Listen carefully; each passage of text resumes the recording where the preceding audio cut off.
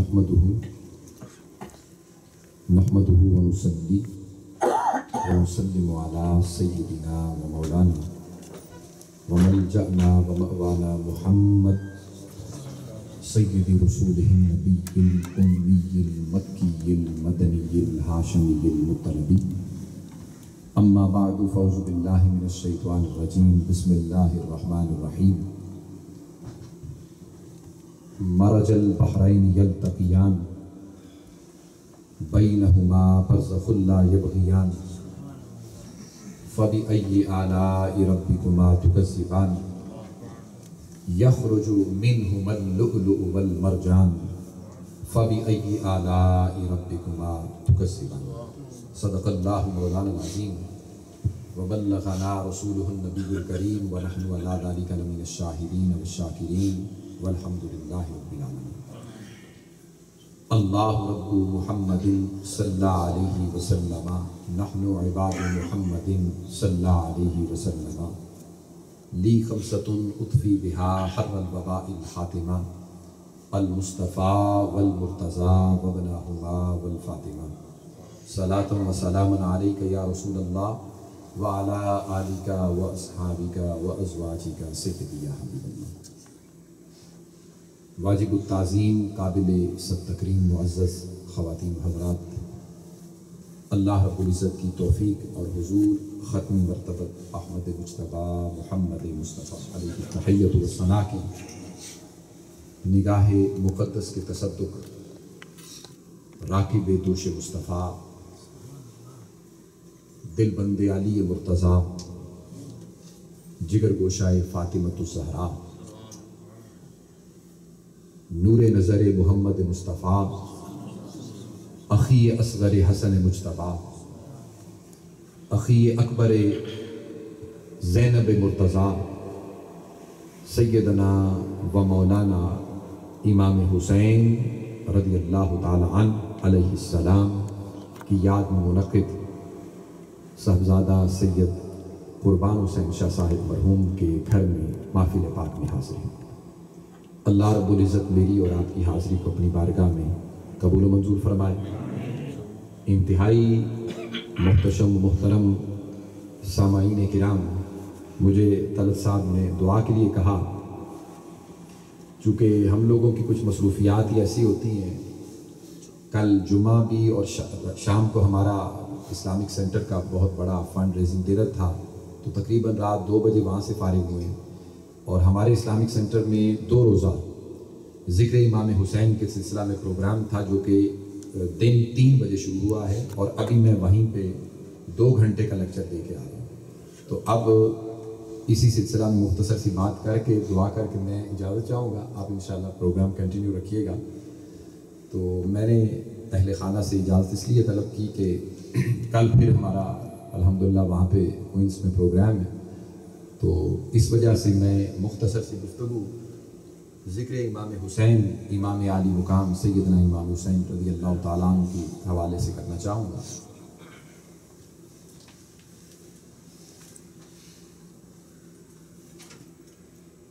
اللہ رب العزت نے نبی اکرم صلی اللہ علیہ وسلم کو 7 اولادیں عطا فرمائیں. کتنی؟ 6 آپ کی اولاد پاک سیدہ خدیجۃ الکبریٰ کے بطن اطہر سے ہیں، اور 1 صاحبزادے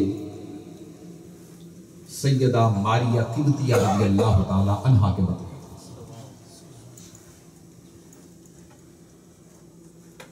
صاحبزادیوں میں سب سے چھوٹی صاحبزادی امام حسین کی والدہ سیدہ کائنات جناب فاطمۃ الزہراء رضی اللہ تعالی عنہ، اور دیگر بڑی صاحبزادیاں سیدہ زینب سلام اللہ علیہا، سیدہ رقیہ سلام اللہ علیہا، سیدہ ام کلثوم سلام اللہ علیہا. سو درمیان والی 2 صاحبزادیاں حضرت عثمان غنی کے نکاح میں یک بعد دیگریں آئیں، اور سیدہ فاطمۃ الزہراء سیدنا علی مرتضیٰ کے نکاح میں، اور 2 صاحبزادے حضور کے جناب سیدہ خدیجۃ الکبریٰ کے بطن اطہر سے جن کے اسماء گرامی حضرت قاسم اور حضرت عبداللہ، اور ایک صاحبزادے حضور کے حضرت ابراہیم جناب ماریہ قبطیہ رضی اللہ تعالی عنہا کے بطن میں تھا۔ جب سیدہ فاطمہ الزہرا کی ولادت پاک ہوئی تو اللہ رب العزت نے بارگاہ مصطفیٰ میں ولادت کے وقت سیدنا جبرائیل کو بھیجا اور فرمایا میرے محبوب کو خوشخبری دے دو اور مبارکباد دے دو کہ ہم نے آپ کو جنت کی کلی عطا فرمائی۔ حضور نے مبارکبادی وصول کی اور فرمایا میرے رب نے میری بیٹی کا نام کیا رکھا ہے؟ جبرائیل امین نے عرض کیا یا رسول اللہ، اللہ فرماتا ہے ہم نے اس کا نام فاطمہ الزہرا رکھا ہے۔ یہ وہ ہستی ہیں جو جنت کی کنی ہے، جنت کی ملکہ ہے، جن کے دم قدم سے جنت بھی حسن و جمال پائے، جن کے دم قدم سے جنت بھی خوشبوؤں سے معطر ہوگی، اور پوری کائنات پر جنت سر فخر سے بلند کر کے چلے گی کہ اس میں رہنے والی تمام خواتین کی سردار فاطمہ الزہرا۔ نام نامی اس میں گرامی بھی رکھا اور مبارکباد بھی۔ جناب سیدہ نے گڈی بھی مصطفیٰ سے لی، دائیں کان میں اذان بھی مصطفیٰ نے دی، اور اس وقت اذان کا بھی وہ سلسلہ نہ تھا، لیکن کلمات ذکر الہیہ تاجدار کائنات نے اذن مبارک فاطمہ الزہرا میں پڑھی اور گٹی دی۔ آپ نے بنیادی پرورش آغوش مصطفیٰ میں حاصل کی، تعلیم و تربیت بھی مصطفیٰ سے حاصل کی، اور اس نبوت کے فیضان کے گھیرے میں آپ نے وہ تعلیم اور تربیت حاصل کی کہ ٹوٹل عمر مبارک 29 برس ہے، تو آپ کا انتقال ہوا، کائنات کی صدیوں بھری زندگیاں ایک طرف، فاطمہ الزہرا کی 29 برس کی عمر مبارک ایک طرف، جس کا کوئی مقابلہ نہیں۔ 29 سال کی عمر مبارک میں آپ کا وصال۔ جب آپ نے دہلیز بلوغت پر قدم رکھا تو حضور کی بارگاہ میں صحابہ نے نکاح کے پیغامات بھیجے۔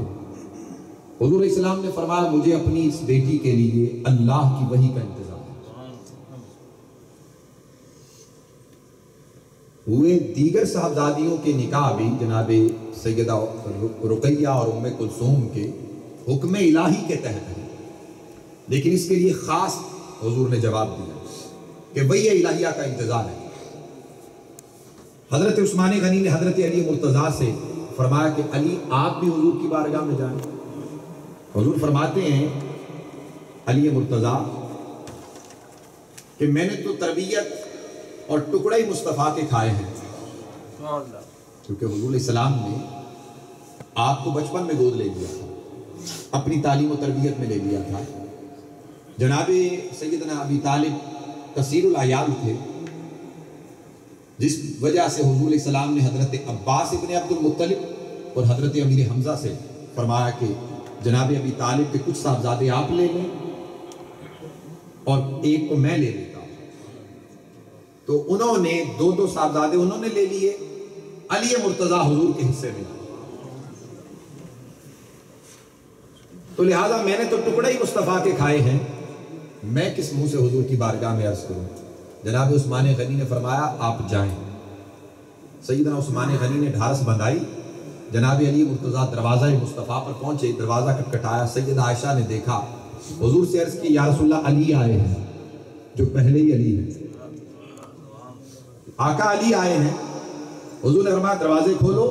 حضور اس شان سے اٹھے کہ کملی مبارک نیچے گر پڑی، بڑھ کے سینہ مصطفیٰ سے علی مرتضیٰ کو لگایا اور فرمایا اہلم و سہلم مرحبا یا علی، علی تمہارا آنا مبارک، جس مقصد کے لیے آئے تو ہی اس اہل ہے۔ سیدنا علی فرماتے ہیں میں نے تو کچھ کہا ہی نہیں، حضور نے پہلے فرما دیا، فرمایا جس کام کے لیے آئے تو ہی اس کا اہل ہے، اور فرمایا بتاؤ کیا ہے پاس؟ عرض کیا تلوار ہے، زرہ ہے، فرمایا تلوار مرد کا زیور ہے، اس کی زینت ہے، زیرہ کو بیچو اور پیسے لے کے آؤ۔ باہر نکلے، چہرہ تمتما رہا تھا، خوشی سے چمک رہا تھا۔ عثمان غنی آگے سے آ رہے تھے، دیکھا، پوچھا علی بڑے خوش ہیں، لگتا ہے مقبول ہو گئے ہیں۔ عرض کیا کیسے آپ کو پتا چلا؟ ابھی تو حضور سے بات ہوئی ہے، حضور نے یہ فرمایا ہے۔ بس فرمایا آپ کا چہرہ بتا رہا ہے کہ آقا نے قبول فرما لیا ہے، اور قبول تو اس سے پہلے بھی فرمایا تھا نا، بچپن میں ہی فرما لیا تھا۔ اور بلکہ جب مواخات مدینہ قائم ہوئی، حضور نے ہر مہاجر صحابی کو ایک انصاری صحابی کا بھائی بنا دیا۔ علی مرتضیٰ بچے، انہوں نے عرض کیا آقا مجھے کس کا بھائی بنایا ہے؟ حضور نے فرمایا انت اخی فی الدنیا والآخرہ، تو میرا دنیا میں بھی بھائی ہے، آخرت میں بھی۔ چنانچہ یہی وہ علی مرتضیٰ ہے جن کی ولادت کعبے میں ہوئی، اور جن کی والدہ آپ کی ولادت سے قبل جناب محمد رسول اللہ صلی اللہ علیہ وسلم ابھی آپ نے نبوت کا اعلان نہیں کیا، تو آقا سے عرض کرتی ہیں فاطمہ بنت اسد رضی اللہ تعالیٰ عنہ کہ مجھے بڑی تکلیف ہے۔ حضور نے فرمایا جائیں جا کے کعبے کا طواف کریں۔ تکلیف کسی کو حکیم کو بلایا جاتا ہے، کوئی دوائی دارو دیا جاتا ہے، حضور فرما رہے ہیں کعبے کا طواف کریں، کچھ تو رمز ہے نا اس میں۔ جناب سیدہ فاطمہ فرماتی ہیں کہ میں گئی کعبے کا طواف شروع کیا، جب رکن یمانی کے پاس پہنچی تکلیف زیادہ ہو گئی، رکن یمانی کا پتھر پھٹ پڑا، میں اندر داخل ہوئی، علی مرتضیٰ رب کائنات نے عطا فرمایا۔ بچہ پیدا ہوا، آنکھیں نہ کھولی، جناب سیدنا ابی طالب حضور کو لے کر آئے، اللہ نے بیٹا تو دیا، آنکھیں نہیں کھولتا۔ حضور آئے، گود میں اٹھایا، جناب علی مرتضیٰ نے آنکھیں ایسے کھولی جیسے کسی نے بٹن دبا دیا ہو، آنکھیں کھول کر پہلا دیدار ہی مصطفیٰ کا کیا،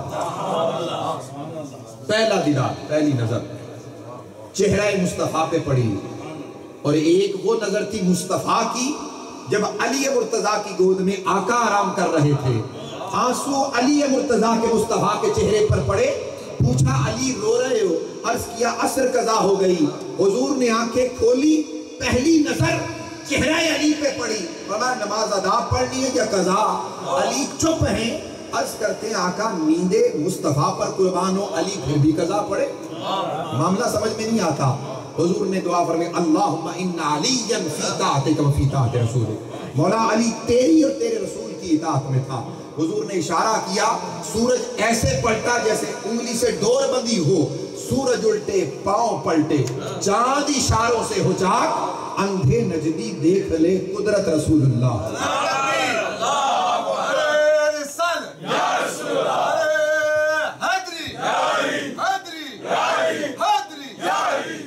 تو اب علی مرتضیٰ قبول تو پہلے ہی ہو چکے، خوشی سے چہرہ چمک رہا ہے کہ ان کے گھر میں مصطفیٰ کے جگر کا ٹکڑا آ رہا ہے،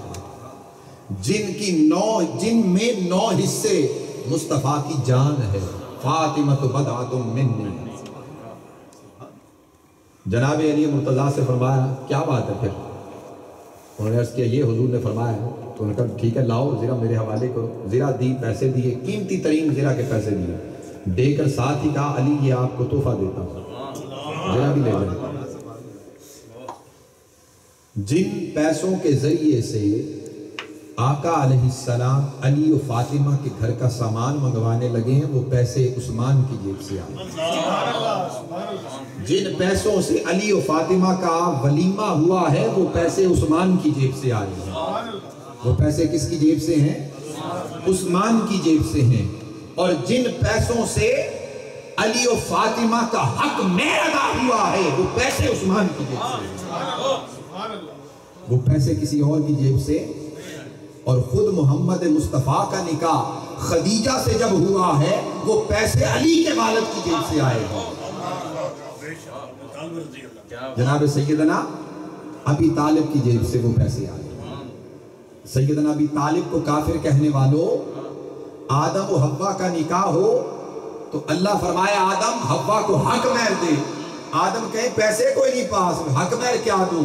حضور اللہ فرمائے آدم میرے نبی کی ذات پر 3 مرتبہ درود پڑھ لے، تیرا حق محل ہو جائے گا، ہوا تجھ پر حلال ہو جائے گی۔ میں اور آپ حلالی ہیں اس درود کی برکت سے جو محمد پر پڑھا گیا۔ محمد کے اپنے نکاح کی بات آئے تو کسی کافر کی جیب سے حق محل دے دیا جائے، یہ کیسے ممکن ہو سکتا ہے؟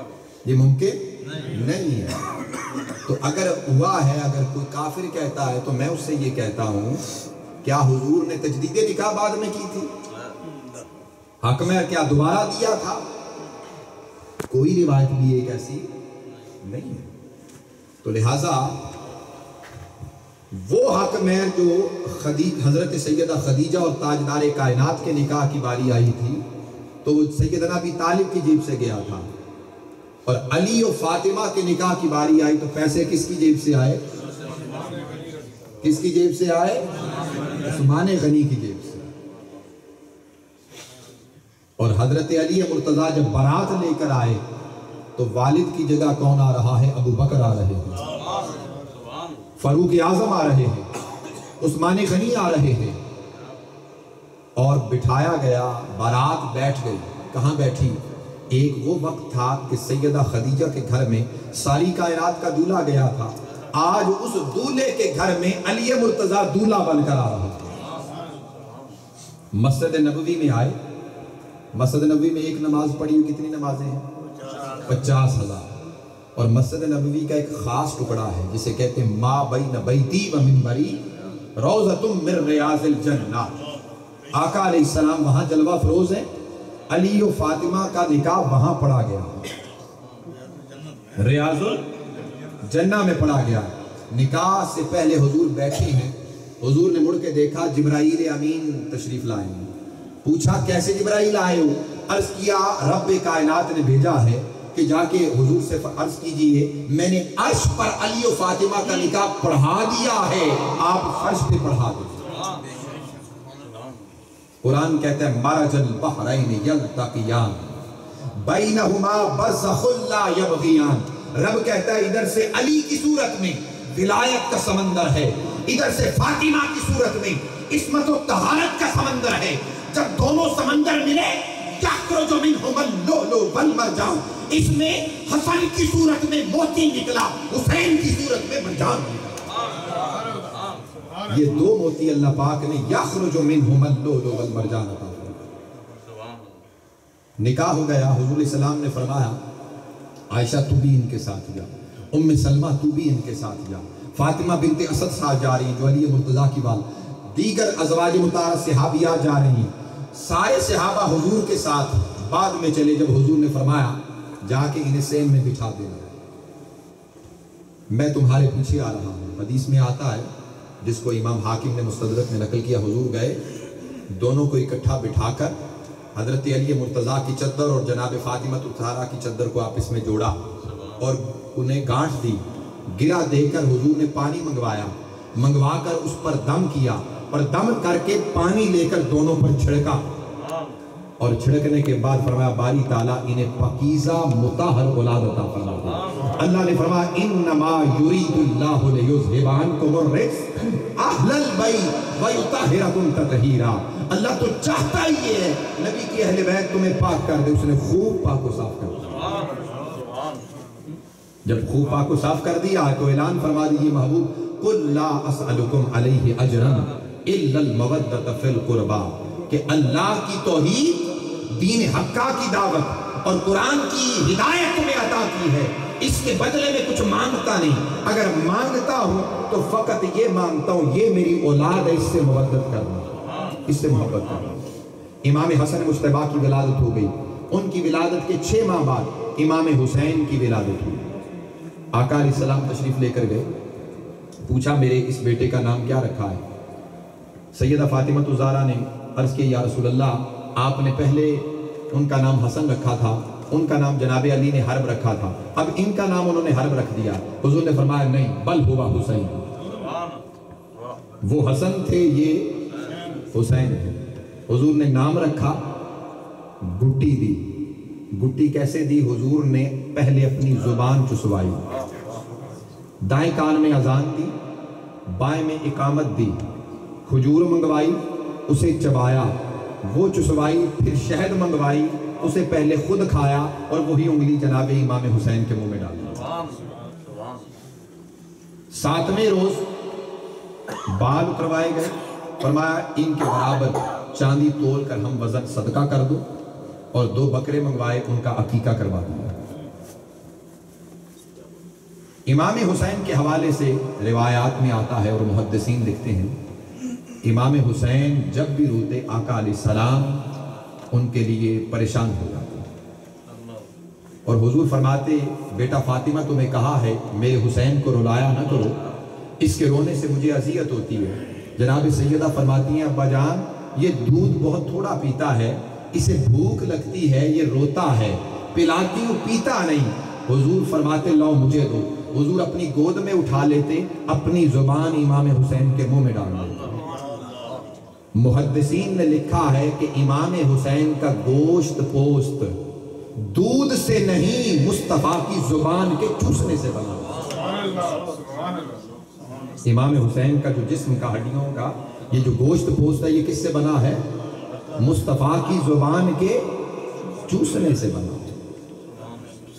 جس کو گٹی مصطفیٰ دیں، جس کے کان میں اذان مصطفیٰ دیں، اقامت مصطفیٰ کہیں، جسے زبان پر جب دودھ کی پیاس لگے، بھوک لگے، تو وہ زبان مصطفیٰ چوس کر اس بھوک کو ختم کرے، اور جب گود اور آغوش کی ضرورت پیش آئے تو مصطفیٰ اپنی آغوش دیں، جب وہ گرنے لگے تو مصطفیٰ خطبہ چھوڑ کر اسے اٹھائیں، جب اسے سواری کی بچپن میں ضرورت پیش آئے تو مصطفیٰ کے کندھوں پہ سواری کریں، اور آقا حسین جب کوئی چیز اوپر سے پکڑنا چاہیں تو زلف مبارک مصطفیٰ خود ان کے ہاتھوں میں دے دیں، جن کی قسمیں مصطفیٰ کا رب اٹھائے، یا ایھا المزمل یا ایھا المدثر، رب جس کی قسمیں اٹھائے اور ذکر قرآن میں کرے وہ حسین کے ہاتھوں میں مہار کے لیے ہو، اور ابو بکر عمر دیکھیں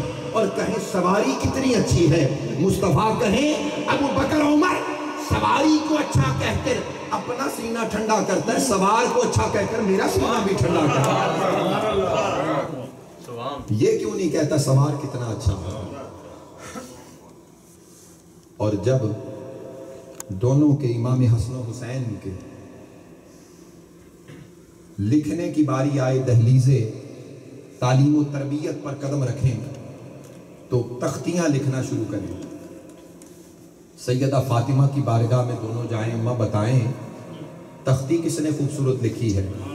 جناب سیدہ فرمائیں بیٹا تم دونوں کی لکھائی بڑی اچھی ہے۔ علی مرتضیٰ کے پاس جائیں، بابا بتائیں تختی کس نے اچھی لکھی ہے؟ وہ کہیں دونوں کی خوبصورت ہے۔ محمد الرسول اللہ کے پاس جائیں، نانا بتائیں تختی کس نے اچھی لکھی ہے؟ آقا فرمائیں مجھے تو دونوں میں کوئی فرق معلوم نہیں ہوتا۔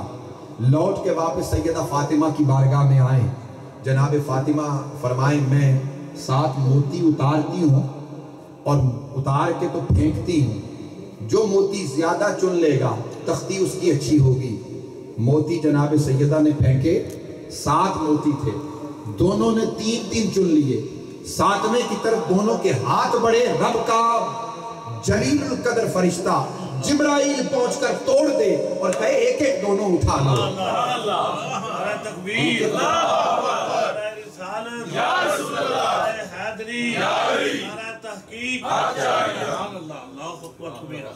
اور آقا علیہ السلام دونوں بچے آپس میں کشتی کر رہے ہوں، آقا علیہ السلام امام حسن سے فرمائیں حسن حسین کو پکڑو، حسن حسین کو پکڑو، حسن حسین کو پکڑو۔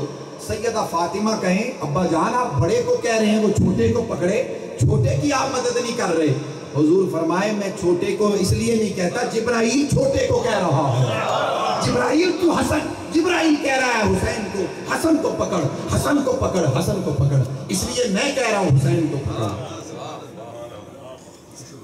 یہ مصطفیٰ کے نواسوں کی شان اور ان کے مناقب ہیں، اور وہی حسین جب مصطفیٰ کے اوپر سوار ہو جائیں اور آقا علیہ السلام نماز میں ہو اور سر سجدے میں ہو، حضور سجدہ لمبا کر دیں، سر نہ اٹھائیں، جب اپنی مرضی سے وہ اترے حضور سر اٹھائیں اور نماز مکمل کر دیں. صحابہ عرض کریں یا رسول اللہ کیا کوئی حکم آیا؟ وہی آ رہی تھی. سجدہ لمبا ہو گیا. حضور نے فرمایا نہ کوئی حکم آیا نہ وہی آئی. صحابہ عرض کریں یا رسول اللہ پھر کیا ماجرا تھا؟ حضور نے فرمایا بس سجدے میں گیا حسین اوپر سوار ہوا اور میں نے مناسب نہ سمجھا کہ میں سجدے سے سر اٹھاؤں اور حسین کہیں گر نہ جائے اور وہ بذات خود ابھی سیر بھی نہ ہوا ہو سواری سے سیر نہ ہوا ہو, سواری کرنے سے سیر نہ ہوا ہو, اس کا جی نہ بھرا ہو, تو میں نے مناسب نہیں سمجھا. جب اس کا جی بھر گیا تو میں نے سر اٹھا لیا ہے. اور وہی حسین زبان حال سے کہیں نانا جان آج آپ نے سجدہ لمبا کر دیا مجھے گرنے نہ دیا, خطبہ چھوڑ دیا مجھے گرنے نہ دیا, منبر چھوڑ دیا مجھے گرنے نہ دیا. آج آپ نے ہر چیز کو چھوڑ کر مجھے آ کر گود میں اٹھا لیا, گرنے نہ دیا. لیکن یاد رکھیں جب میری عمر 57 برس کی ہوگی, 10 محرم الحرام کا دن ہوگا, 61 ہجری ہوگی, کربلا کا ریگزار ہوگا, وہاں پہ میں علی اکبر کو قربان کر دوں گا. نانا آپ کے قرآن کی عظمت کو گرنے نہ دوں گا. وہاں اون و محمد کو قربان کر دوں گا. نانا آپ کے ناموس کو گرنے نہ دوں گا. وہاں پر میں قاسم کو قربان کر دوں گا. آپ کے ناموس کی حفاظت کروں گا. الہ کلمت الحق کو بلند کروں گا. وہاں علی اصغر کو قربان کر دوں گا. اسلام کی عزت و ناموس پر حرف نہ آنے دوں گا. نانا کنبہ رسول ختم ہو جائے حتیٰ کہ یہ حسین سر کٹا دے گا, محمد کا نام اور محمد کے دین کا نام بچاؤں گا. نانا ہر چیز بچاؤں گا, خود بھی کٹ جاؤں گا, لیکن کسی اور چیز پر حرف نہ آنے دوں گا. تو خواجہ اجمیر کی روح تڑپی تو کہنے لگے شاہ است حسین, بادشاہ است حسین, دین است حسین, دین پناہ است حسین, سرداد نداد دست در دست یزید, حقہ کے بنا لا الہ است حسین. قتل حسین اصل میں مرگ یزید ہے, اسلام زندہ ہوتا ہے ہر کربلا کے بعد. روایت میں آتا ہے, یوں تو وہ بہت ساری احادیث ہیں جس کو حضرت ام الفضل روایت کرتی ہیں, حضرت سیدہ ام سلمہ روایت کرتی ہیں کہ 10 محرم الحرام کا دن ہے, دوپہر کا وقت ہے, ہم سو رہی تھی, خواب میں دیکھا رأیت رسول اللہ صلی اللہ علیہ وسلم فی المنام ذات یوم نصف النہار باقیا وعلی رأسہ ویلیہ التراب فقلت ما لک یا رسول اللہ وفی یدہ قارورۃ فیہا دم فقلت ما ھذا دم یا رسول اللہ. جناب سیدہ ام سلمہ اور حضرت ام فضل روایت کرتی ہیں اور حضرت عبداللہ ابن عباس بھی روایت کرتے ہیں. فرماتے ہیں ہم خواب میں دوپہر کے وقت سو رہے تھے, دیکھا کہ حضور آئے ہیں. حضور کے چہرے پر, ریش مبارک پر, امامہ مبارک پر, کپڑوں پر مٹی کے آثار ہیں جیسے سفر سے آئے ہیں, دھول پڑی ہوئی ہے. ہم نے پوچھا یا رسول اللہ یہ کیا ماجرا ہے؟ اور آپ کے ہاتھ میں ایک شیشی ہے جس میں خون ہے. پوچھا یا رسول اللہ یہ خون کیسا ہے؟ حضور نے فرمایا میں سارا دن میدان کربلا میں رہا ہوں, حسین اور اس کے ساتھیوں کا خون جمع کرتا رہا. اور آقا علیہ السلام نے مٹی ایک شیشی میں ڈال کر سیدہ ام سلمہ کو بھی دی. حدیث میں آتا ہے کہ سیدہ ام سلمہ کو دی اور فرمایا کہ ابھی ایک فرشتہ آیا یہ میدان کربلا کی وہ مٹی مجھے دے کر گیا ہے اور اس نے کہا ہے کہ آپ کا یہ بیٹا حسین, اس کو آپ کی امت میدان کربلا میں شہید کرے گی, اور جان لینا جب یہ مٹی خون کی رنگت میں تبدیل ہو جائے آپ کا بیٹا حسین شہید ہو گیا. اور اے ام سلمہ یہ مٹی سنبھال کے رکھنا. وہ مٹی کسی اور امہات المومنین میں سے کسی اور زوجہ کو بھی دی جا سکتی ہے, لیکن علم غیب مصطفیٰ یہ بتا رہا ہے کہ حضور کو پتا تھا کہ جب میرے حسین کی شہادت ہوگی اس وقت ازواج مطہرات میں سے کوئی اور زوجہ نہ ہوگی, اگر کوئی ہوگی تو وہ ام سلمہ ہوگی جن کو مٹی دی تھی. امام حسین کی شہادت ہوئی, دیگر شہدائے کربلا کی شہادتیں ہوئیں, خیموں کو جلا دیا گیا. दुपट्टों को उतार लिया गया, बेड़ियां पहना दी गईं, इमाम ज़ैनुल आबिदीन को बेड़ियां पहना दी गईं। सैयदा ज़ैनब सलामुल्लाह अलैहा सानी ज़हरा बिनते अली मुर्तज़ा, आप बच्चों को इकट्ठा करती काफिले में शामिल कर रही हैं। काफिला चल पड़ता है। दरमियान में क्या देखती हैं कि सैयदा सकीना इमाम हुसैन की साहबजादी, छोटी साहबजादी, वो नहीं है, वो नजर नहीं आ रही। आपने जाकर दोबारा जहां पर शुहदाए करबला के जिस्म अतहर, जिनसे सरों को उतार लिया गया था बशमूल इमाम हुसैन की, और नेज़ों पर चढ़ा दिया गया था, तमाम के तमाम अजसाम मुक़द्दसा वहीं मैदान करबला में पड़े हुए हैं, रेगज़ार पर पड़े हुए हैं। हज़रत बीबी सकीना को आवाज़ देती हैं, वो नहीं मिलती। दाएं बाएं आवाज़ दी, ना मिली। एक कटे जिस्म से आवाज़ आई, हमशीरा ज़ैनब, जिस सकीना को आप तलाश कर रही वो मेरे सीने पर आराम कर रही है। जब पहुंचती हैं तो क्या देखती हैं? इमाम हुसैन का जिस्म अतहर है, जिस्म अतहर इमाम हुसैन पूरा जख्मों से चूर, तीरों की बारिश से चूर, एक भी जगह ऐसी नहीं बची जालिमों ने जहां पे जख्म न किए हो और तीर न चलाए हो। सैयदा बीबी सकीना इमाम हुसैन के पहलू में एक तरफ होकर आराम कर रही है। आपने गोद में उठाया और पूछा, बेटा इधर क्या कर रही हो? बीबी सकीना फरमाती हैं कि बाबा के बगैर मुझे नींद नहीं आती थी, और बाबा के जिस्म के ऊपर कोई ऐसी जगह नहीं थी जहां मैं सो सकती, मैं नीचे सो गई हूं। बीबी सकीना को आपने साथ लिया, काफिला चल पड़ा, बच्चे हैं जाहिर बात है, फिर दोबारा इधर उधर हो गए।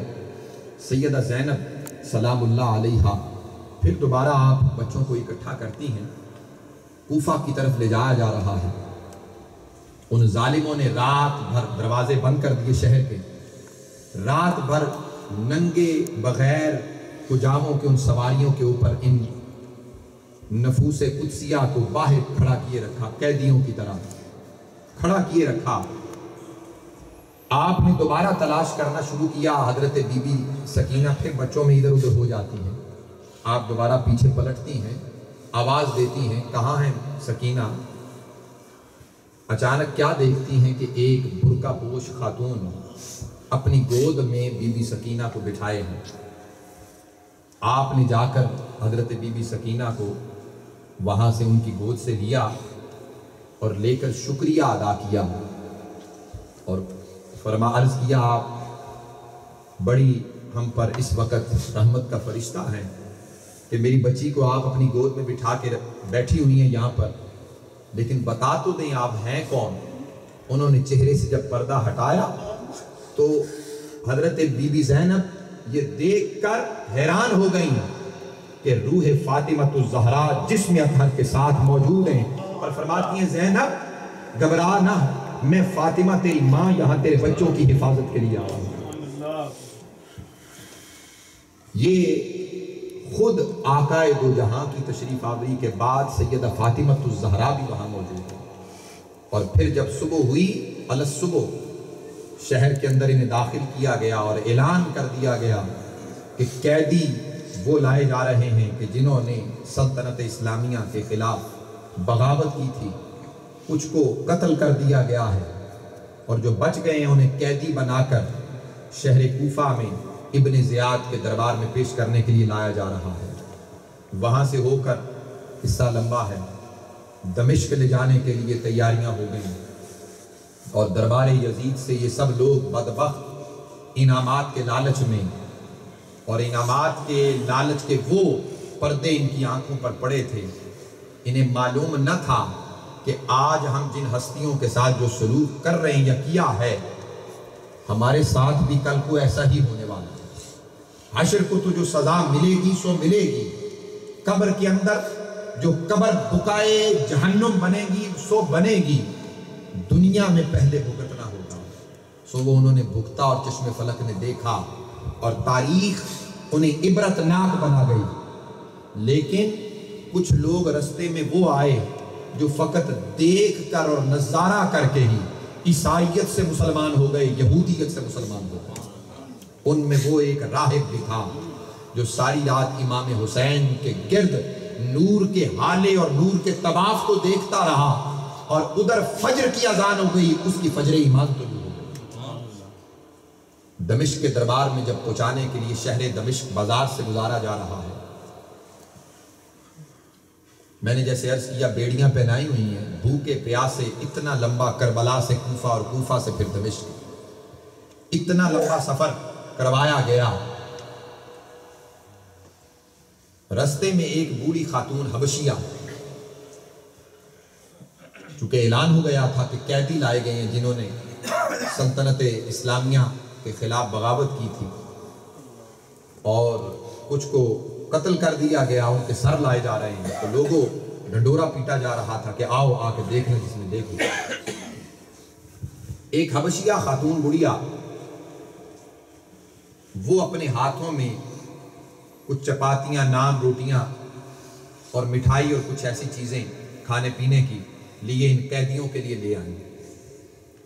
سب کو وہ تقسیم کر رہی ہیں جتنے بھی لوگ قیدی بنائے گئے۔ سیدہ زینب کے قریب پہنچی اور جا کے دیا۔ جناب سیدہ زینب نے پوچھا، اے بڑھیا بتاؤ تم کون ہو جو اس وقت، ہمیں تو کسی نے کربلا سے لے کر یہاں تک اور 3 دن کے پہلے پیاسے پوچھا تک نہیں، تم کون ہو جو اس وقت ہمارے لیے یہ کچھ لے کر آئی ہو اور کس لیے کر رہی ہو؟ انہوں نے کہا کہ میں اپنی مالکہ کے پاس رہا کرتی تھی،